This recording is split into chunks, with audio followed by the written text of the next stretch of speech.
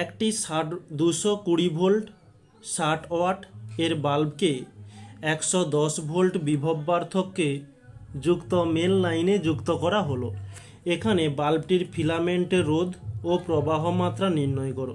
তো আমাদের এখানে ভি সমান বলা হয়েছে 220 ভোল্ট এবং পি সমান দেওয়া রয়েছে 60 ওয়াট, আর এই 110 বিভব পার্থক্য এটা হচ্ছে মেন লাইনের বিভব সমান 110। ওকে, তো আমাদের কি কি চেয়েছে? রোধ আর সমান জিজ্ঞাসা চিহ্ন এবং প্রবাহ মাত্রা আই সমান জিজ্ঞাসা চিহ্ন।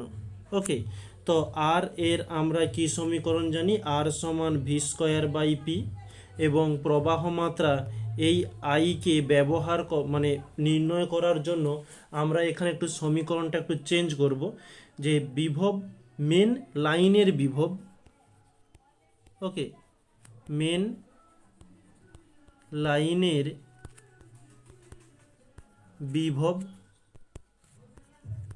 বিভব একেও আমরা ভি দ্বারা চিহ্নিত করতে পারি বাই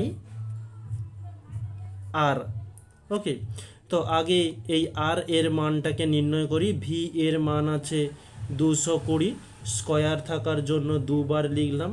পি এর মান 60, 0 0 কেটে গেল, 2 দিয়ে দিলে 2 3 6, 2 1 2, 2 1 2।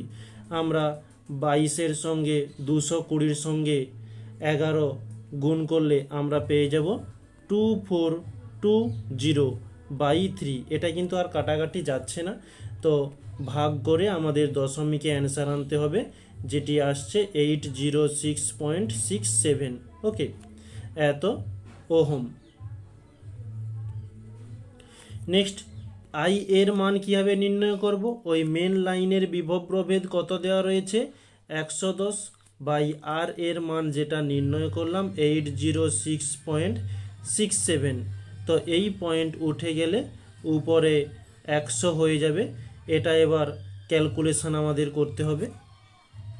তো উপরে আমরা পেয়ে যাব 11, তার পিঠে 3টে শূন্য, মানে 11,000 বাই 80667। ওকে, এটা হচ্ছে 80,667।